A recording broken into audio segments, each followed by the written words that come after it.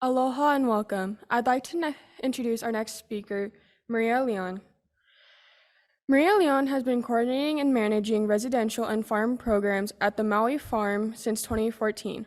Her first experience with the agency was as an AmeriCorps intern when she witnessed firsthand how the 2-acre residential farm in Makavao provides a nurturing, therapeutic environment for local families in need of support. Thank you, Hina. So born and raised on Maui, Maria is a graduate of Baldwin High. After earning her degree from Cal Poly San Luis Obispo in 2011, she returned to her island home and eventually to TMF. Throughout the time there, Maria has done everything from birthing goats to developing programs that engage moms and KKs in hands-on experiences that build positive social relationships and guide them toward healthy, safe, self-sufficient living. In her current position as program director, Maria manages and oversees all aspects of program service, delivery, but still finds time to dig for earthworms with TMF's resident KKs. The Maui Farm, Building Connection Through Āina-based Experiences, is going to be presented again by Maria Leon. Thank you. Okay, hopefully I'm sharing the right screen. Yeah, so thank you for the introduction. I'm Maria Leon and I work at the Maui Farm. And today we're gonna talk about how we build connection with the families who live here through our Āina-based activities and experiences. Let's see. As mentioned, I'm the programs director here. I've been at the Maui Farm since 2014. I'm a survivor of intimate partner violence like Melanani. I was born and raised on Maui. I'm half Chamorro. My dad's from Guam. And then my mom is Haole. She was born and raised on Oahu. And me and my brother were born and raised here on Maui. So the Maui Farm holds a very special place in my heart. And I'm really grateful that I get to work in the community here. So just gonna do a brief overview about our organization. The Maui Farm, we're a 501c3 nonprofit, and our overarching mission is to provide farm-based, family-centered programs that teach essential skills for self-sufficient living. And we primarily do this through our transitional housing and also our 2-acre farm. We're lucky, we're so fortunate. We have an 8-acre campus that we lease from the County of Maui for $1 a year. And we have a 50-year lease. The Maui Farm, we've been here for about 30 years, so we're over halfway through our lease. And the houses were originally built to be used as long-term residential programs for foster youth. So there is a foster parent in each home. And then a bunch of keiki who use the farm for healing. They were all in 4-H and just to bond with each other. And then in 2005, the state cut a bunch of funding for youth serving systems. So the board of directors shifted to serving single mommies and their keiki. So almost the same exact kind of population, but strengthen moms so that she's resilient, so that the kids don't even have to go into foster care in the first place. So it's kind of almost preventative. And then currently we have 2 main programs, the Family Strengthening Program, which we're gonna focus on today, and then our farm-based programs for the community. This is our team right now at the Maui Farm, our awesome team. And we just had a team building session last week, and I wanted to share some insights from us. 100% of our staff is Asian or Pacific Islander. We were all born and raised in Hawaii, some people on Oahu, but most of us on Maui. We all either are, were, or come from a single parent household. So the population we serve really resonates with us. And we kind of have shared experience with all of the families we serve. And then we all kind of have those local Hawaii values embedded into how we were brought up. So now we'll go into our family strengthening program, which is the core program at the Maui Farm. So first, I'm going to talk about some of the problems we're seeing on Maui and the need for the Maui Farm. The first is families experiencing housing instability in Maui County. So the 2020 point in time count report stated that 9% of homeless individuals on Maui were single parent households.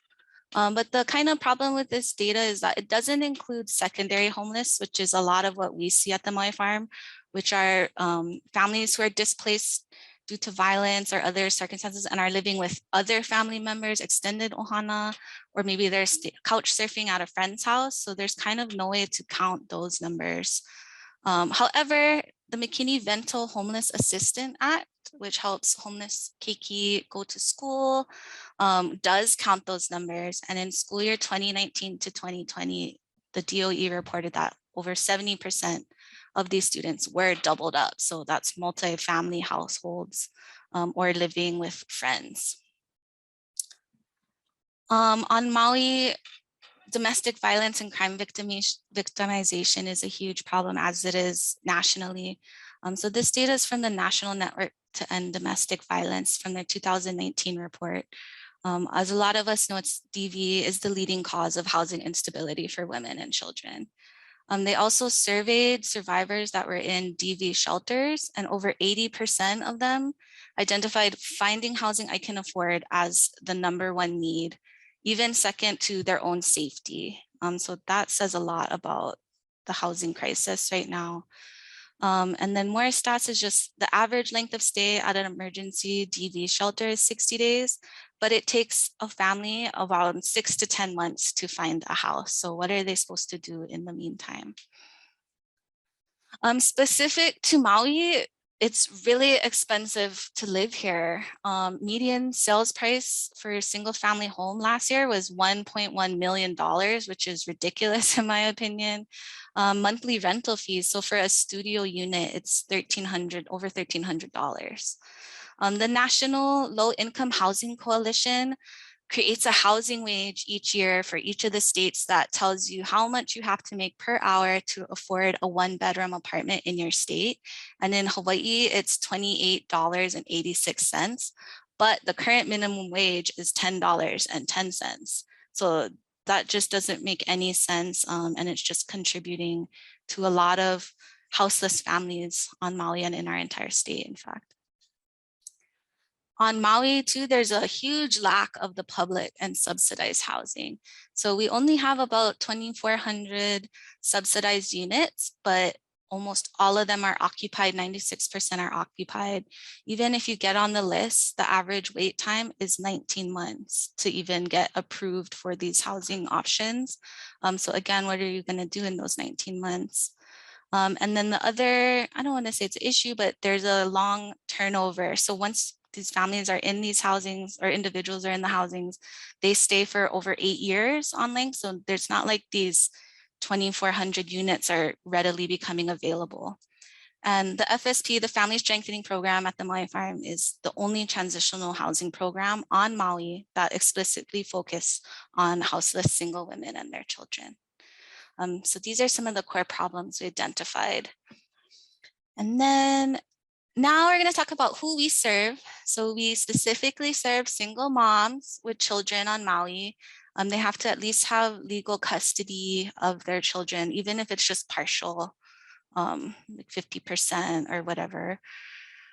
A lot of them or all of them are here because they're in unstable housing situations. So they're either coming from the DV shelter, the homeless shelter, they're living with family, or they're still, some of them are still even coming from trying to escape their abuser.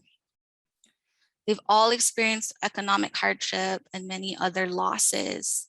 You know, homelessness is a series of losses. So there might've been a lot of things that kind of went downhill for them that they're trying to work on coming back from.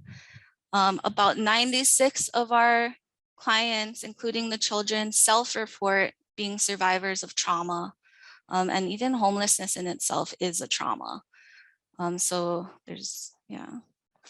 And then we get referrals. So we're that secondary step. So most of our families are being referred to us from Women Helping Women, which is the DV shelter here on Maui. We also have families coming from Malama Family Recovery Center, which is a residential substance abuse treatment center for moms and their children. And then Kahaleakiola is our homeless shelter here on Maui. We do take self-referrals, but most of our families are referred to us. And then these are just some insights, or I don't like to call them trends, but maybe barriers to who we serve. So since the FSP started, we've served 101 families. And that includes 228 keiki. Over 50% of the individuals we've served are Native Hawaiian. Another 5% are Pacific Islander and other minorities. And then about 30% are Caucasian. And then these are some of the barriers that we tracked last year for families when they enter our program. So almost half of the children that enter our program are in that early childhood stage. So they're under 5, where it's really expensive to afford that early childhood care. And there's also a huge early childhood care drought on Maui. You have to get on a wait list like as soon as your baby's born if you want that childcare. Almost half of the families that come to our program don't have a car, and the Maui public transit system isn't the greatest, especially because we're in a rural area. The nearest bus stop to our location is about 4 miles away, which is really hard to walk through with keiki in tow. Over 75% of our moms are unemployed or underemployed, so they don't have enough income to support their families when they enter our program. And then almost 64% report that they don't have a support system on island. And this could either be because they lost trust of family, or their family maybe doesn't have the resources to help them at the moment, but that's a huge barrier for them. So a lot of them are feeling abandoned or displaced. And then the average length of stay in our program is 1 year, but since COVID happened, we've seen that increase to almost 18 months with most of our families. So we're seeing a shift in the length of stay in our program. At the Maui Farm, all of our staff are trained in these basic guiding models of practice. We kind of patchwork all these things to fit our program. So I think most of us are familiar with trauma-informed care. We do voluntary services approach. So receiving services from us is not a condition of your housing here. It's totally voluntary to participate in any of our services. We work on the protective factors framework to prevent child abuse and neglect. And then we choose to use the transitional housing model. A lot of people are familiar with housing first or rapid rehousing, but we do transitional housing. We work a lot with the Kamehameha School's Lokahi Wheel, which is a Hawaiian wellness model. And then our big number one go-to is our Āina-based experiences. I just wanted to touch on the Lokahi Wheel for people who aren't familiar, but I think almost every ohana organization in Hawaii uses this wheel or some form of it, developed by Kamehameha schools. Lokahi is the concept of balance, harmony, or unity. And it's essentially a Native Hawaiian wellness model or self-care model. It works really well because it's kind of a visual illustration of the different areas that you need balance in. And then the core concept is to build foundation in these 6 areas and pay attention to these 6 areas and build your self-care routine around these 6 areas. And then our main guiding model at the Maui Farm are these Āina-based experiences. So we use our 2-acre farm and even our entire 8-acre campus to teach and learn through experiential activities. Our main goal is to improve the wellness of all of our participants, including our staff and volunteers. We like to say that activity is our therapy. So we're always in the garden or feeding the animals here. And I think it's a really easy and organic and natural way to practice personal growth and healthy attitudes just through hands-on learning. And then, we're also teaching environmental stewardship and how to take care of the place you live. So I'm just going to go into our program services in a little more detail. What makes us stand out from other transitional housing programs is our Āina-based programs. So all of our activities are centered around the farm.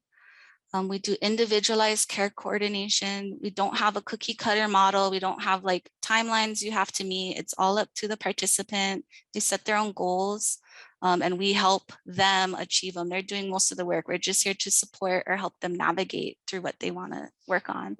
And then we're community centered. Our little neighborhood kind of functions as its own community. So it's really good practice for families who may have felt abandoned by their community to kind of get used to being a part of one again. This is what one of our houses looks like. So our transitional housing, we believe that housing is safety. So we have a gated neighborhood setting. There are 4 homes on our property and there are 2 families per home. They're 5-bedroom, 3-bedroom, 5-bedroom, 3-bath homes. So each family gets their own private bedrooms and bathrooms, and then they share the living area and kitchen.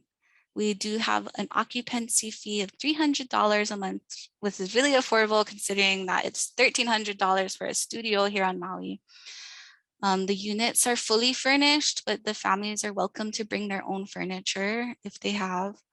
They can stay up to 18 months. And then we really try and model landlord tenant situation. So they sign a little lease, they can practice being a good tenant. And that way we're also able to provide positive landlord references for when they leave and in the future. For care coordination, how I was mentioning, we do that very individualized goal setting. So each family can meet with staff at least 1 hour per week, more if they'd like. And those are one-on-one sessions where we focus on housing, financial stability, employment, maybe going back to school, and then also advocating for their children. It's kind of a nice, comfortable talk story session. We have couches. It's not sit across the desk and tell me what you're up to. It's more organic and local style with the talk story. And then we also have 24/7 on-call staff support for emergencies or crisis situations. We have a lot of scheduled group activities on the farm, and these again are all voluntary, but it's our way to build community. So when all the families get together, they're giving peer support. We invite other agencies to do life skills workshops, guest speakers. We do a ton of Āina-based learning, women's empowerment. We have little parties and get-togethers, ohana bonding time, and then even volunteers from the community can come and help build our little community up. And then we also try and provide lots of opportunities for ohana empowerment. So the 8-acre campus provides tons of recreational outdoor space, private space, safe space. We have a playground, we have tons of gardens. We have a lei garden, a medicine garden, a canoe plants garden, crop fields, all kinds of different stuff.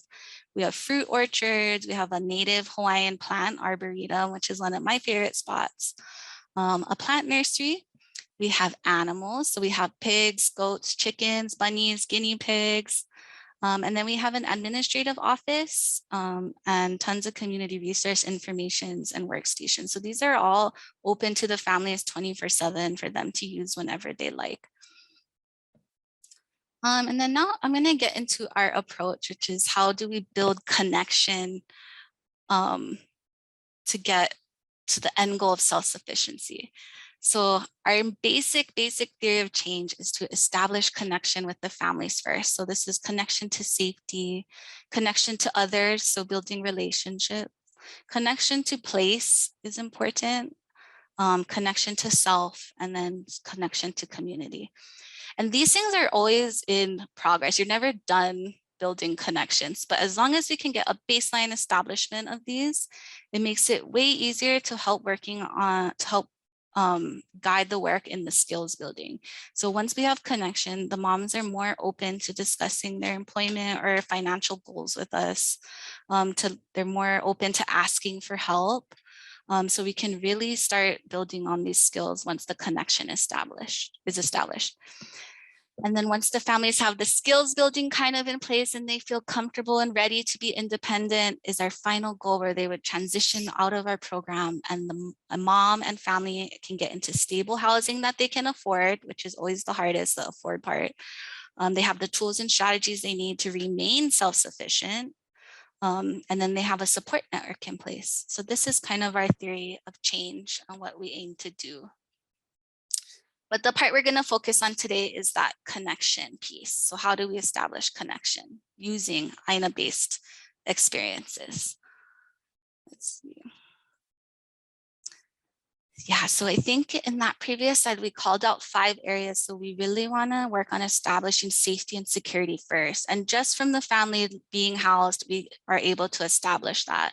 But using working on the land together is where we try and establish trust between us, our program, our staff, and the families that we serve. The other area is to build connection with others. So we want to practice building positive relationships. And the way we can help guide that at the Maui Farm is providing low stress social environments for the family. So those are those group gatherings that we try and coordinate. We want to establish connection to place. You know, when you're displaced, you might not feel a sense of ownership. You might feel like a guest. So we really want the families when they're here at the Maui Farm to feel like this is their house, this is their property, all of it's for them, and to really take ownership in where they are right now. This is a huge one, building connection to self. So building self-esteem, building confidence after possibly feeling abandoned or feeling a little down on themselves. And there's plenty of opportunity for this on the farm. And then the last is building connection to community. So having a sense of belonging, feeling like you're contributing to something greater. But these are the 5 areas that we try and build connection. So now we'll just go through our different Āina-based experiences and how we build connection using them. So the first is community garden. So once a week, every Wednesday morning from 9 to 11, we have community garden up at the farm. It's for all our program participants, all the families and staff. We don't open it up to the public. We want it to be a very intimate and safe space. We either do gardening or animal husbandry, lots of farm to table. Everybody loves food. And some recent activities in the past couple months have been, we harvested our jailan kalo, and then we cooked luau stew. We clean the piggery, so even mucking pig poop and making it all pretty, hanging out with the pigs. And then we did a lot of seed starts in the plant nursery. And so the way our community garden builds connections, there's a ton of things. These are just a few that we're calling out, is consistency. So we've established stability, that safety and security aspect, because every Wednesday from 9 to 11, you'll find us up there. Even if no one shows up at first, the staff goes ahead and gets started on the project. And when the women do come up or the families do come up and see us, they're happy to see us, and you know, we're always going to be there Wednesdays 9 to 11. Working in the garden together is also a leveling of power. We are all staff and families sitting in the dirt pulling weeds. There's no leader of the day. It's just working together side by side, shoulder to shoulder. Our entire staff participates. So even our executive director and our administrative assistant is up there. So it's a chance for them to build relationships with the families. It's a talk story session. There's no agenda, there's no topic. It's just kind of a free-flowing talk story.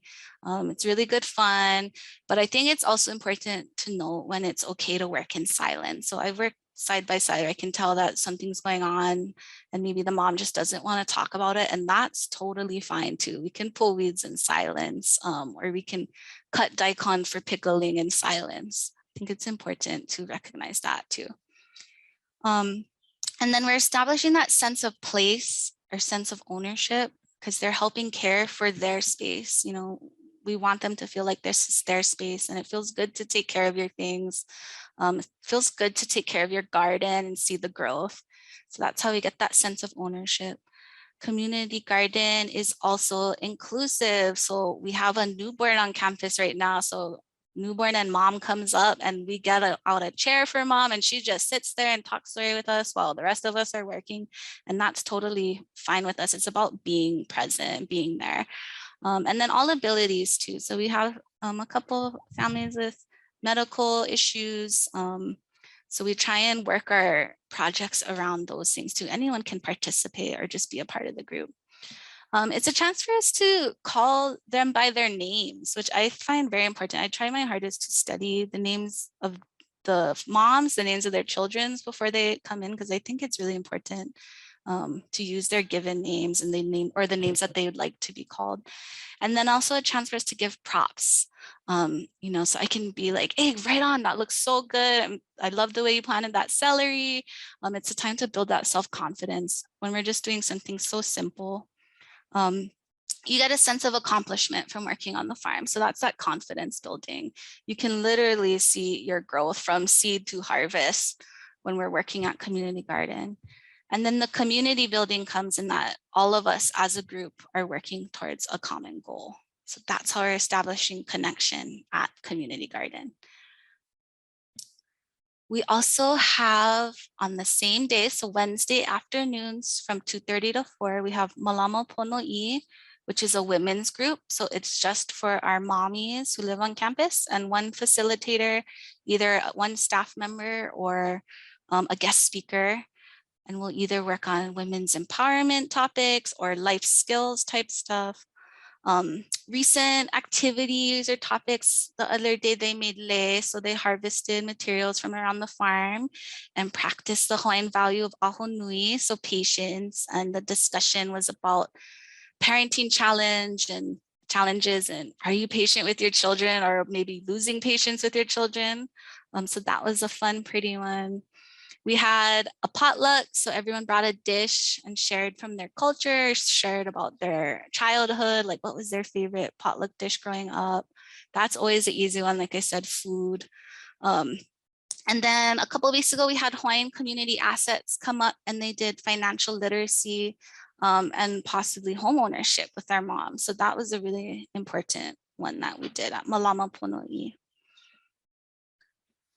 And the way we build connection during Malama Pono'i is very similar to community garden. It's consistency. It's every Wednesday, 2:30 to 4. We never cancel, even if no one shows up. It's a private group, so that establishing that trust. I don't even know what goes on in the group unless I'm the facilitator. So we don't share what's going on. It's very private. It's talk story format again, so it's very casual. And then it's also a group-led discussion. So we might show up with a topic, but the group can run away with it. They can even run off topic if they like. It's totally up to them. And that gives them that sense of ownership that we're looking for, or that we're hoping that they build. I think for people who've been in isolation, or I've experienced this too, it's an opportunity to be heard and have your voice heard, which can be really empowering. And then also an opportunity to contribute. One of my favorite things when I facilitate is when one of the moms will bring up a problem and they use peer support and shared experience to problem solve together. And they're all throwing out ideas, throwing out their own experiences, and they're doing it. I'm not doing anything. And I love watching that connection happen.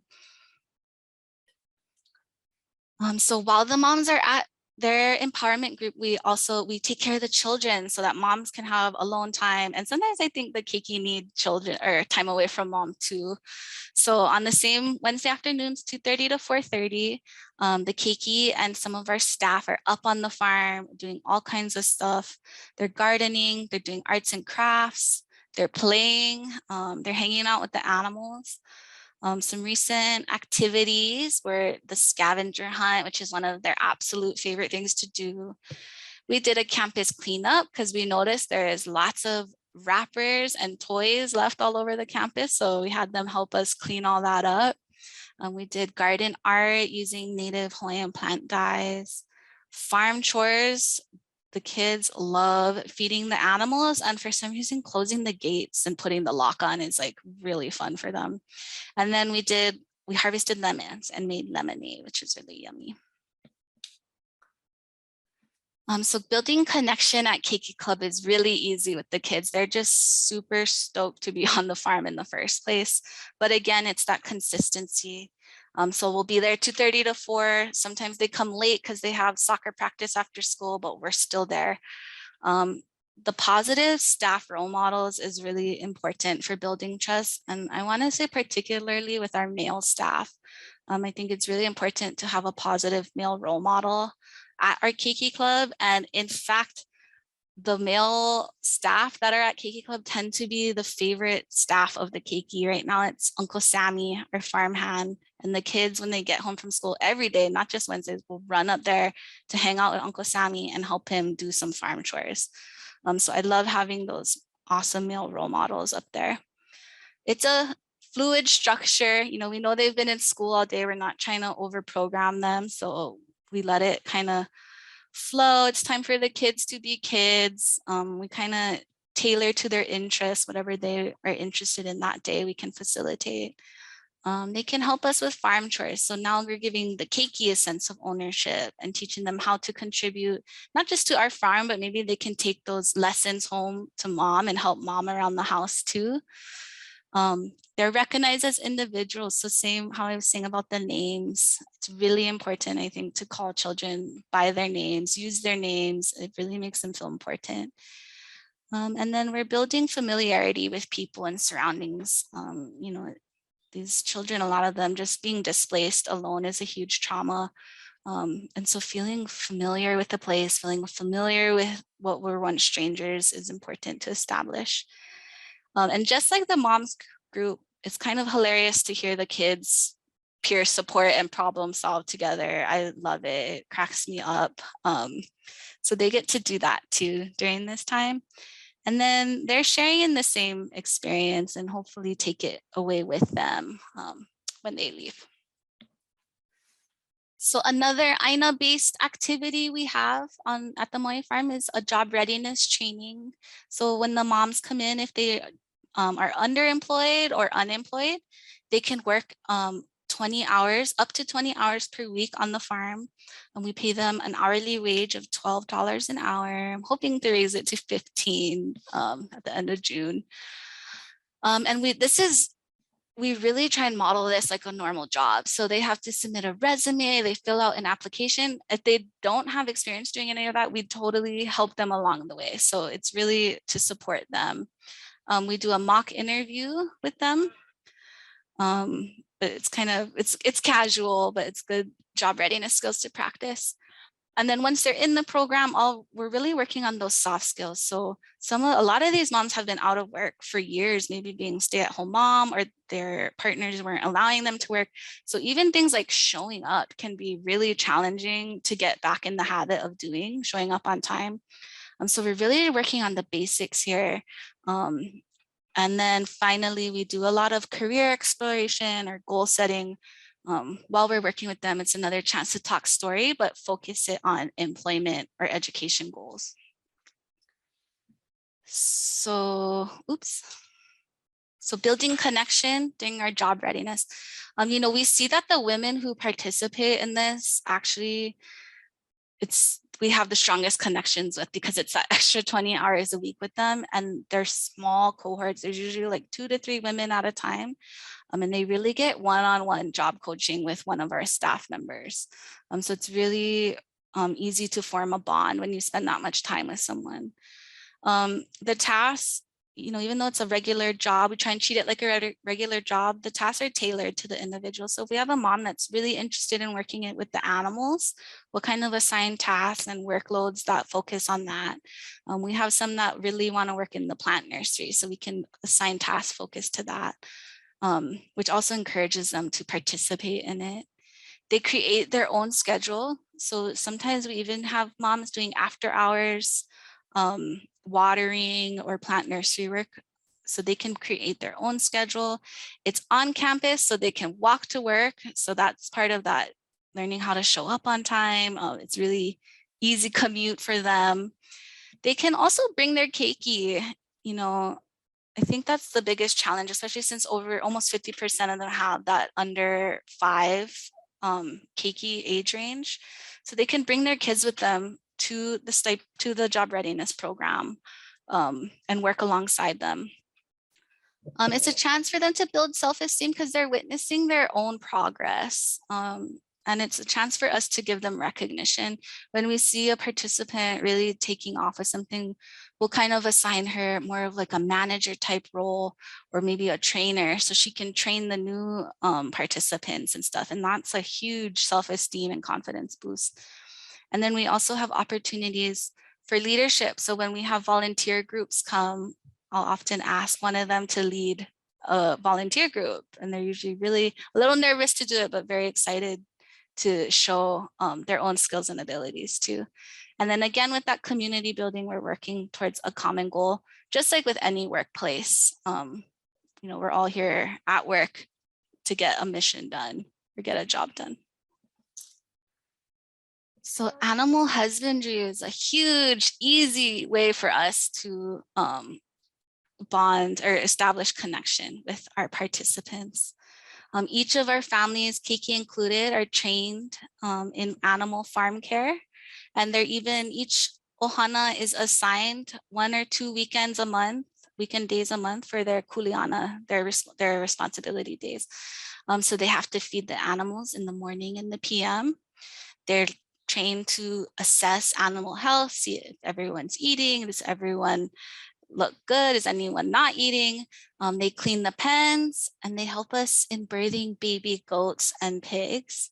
And these kuleana days, there's no staff on campus, so it's a really good chance for us to say, we trust you, we know you can do this, you're on your own, but also call us. We're also there if they need any support while taking care of the animals.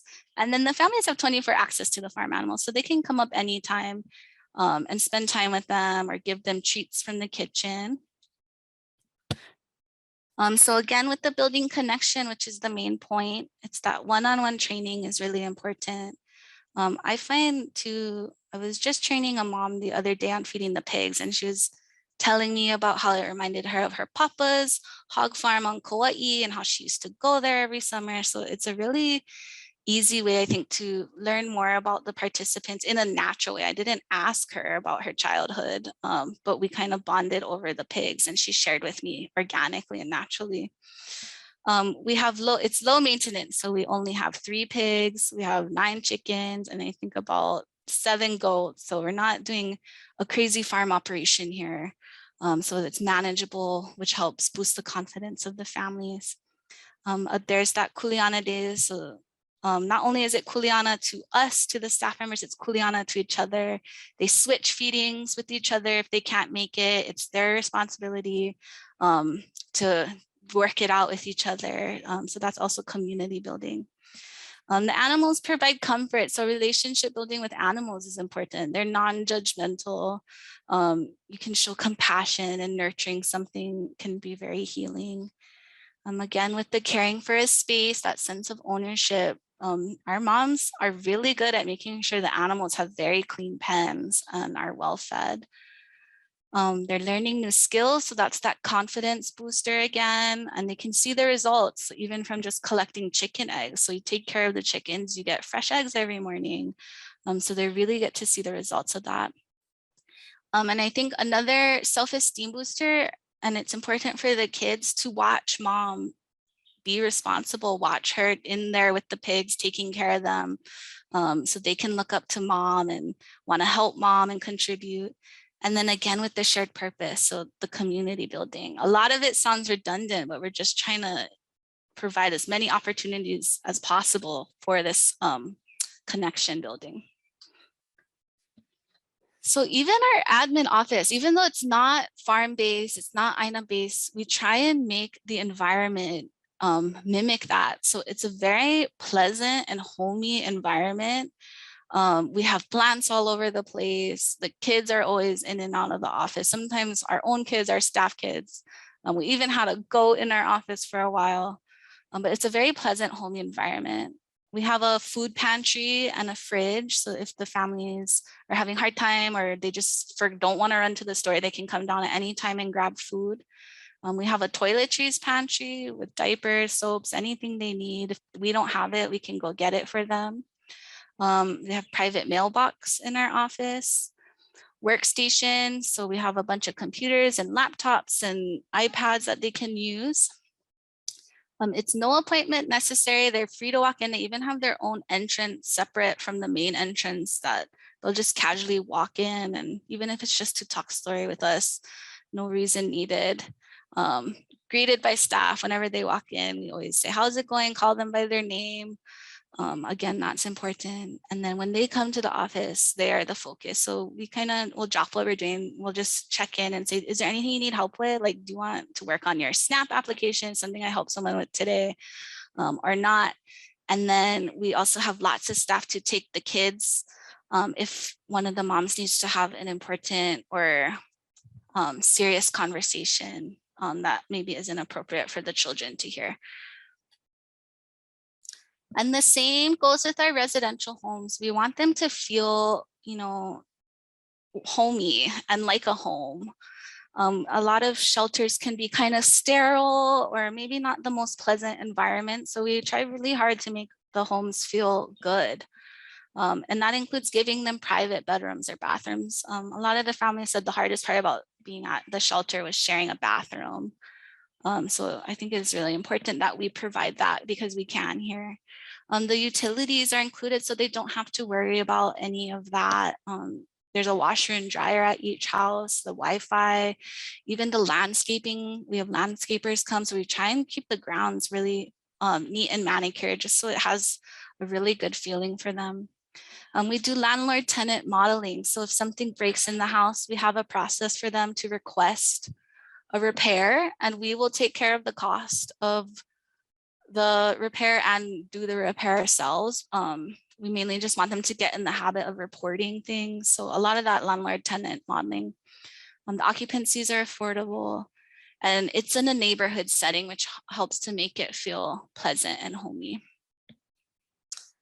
And then so those are our residential programs. And I just briefly wanted to touch up on our community programs. So these are programs for the greater community, people who don't live here, but we're still trying to, people don't live here as in people who don't live at the Maui Farm, but they live on Maui. But we're still trying to establish that same connection and hope that these people take whatever they learn at the Maui Farm home with them. So we do school and community gardens. We do tons of school field trips, mostly elementary age students where they come and they learn about sustainable agriculture and gardening. We do private group farm tours.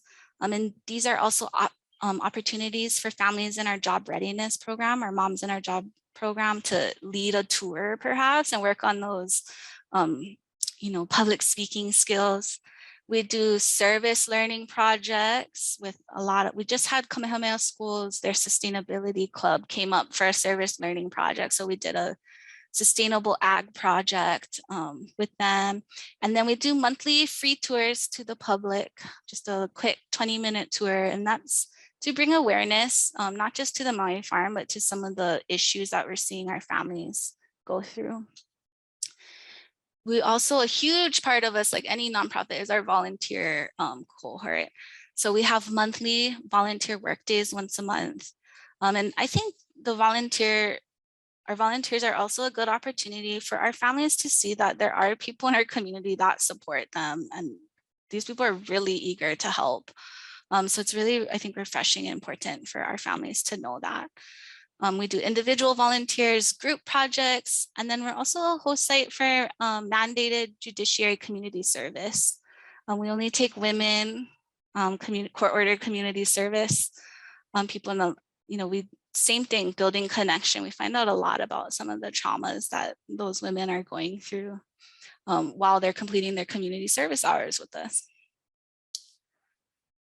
And then we're a host site for employment and training. So we do internships. Right now we have 2 interns from UH Manoa working on their master's in social work. And then we do AmeriCorps interns. Those are environmental based. I was an AmeriCorps intern. And then we're also a site for work readiness programs like First to Work, which many of our moms are on right now. So we love our interns too. Yeah, and that about sums it up. I just wanted to recap how important this piece of building connection is and how fortunate at the Maui Farm we are to have Aina and to have farm to do this on.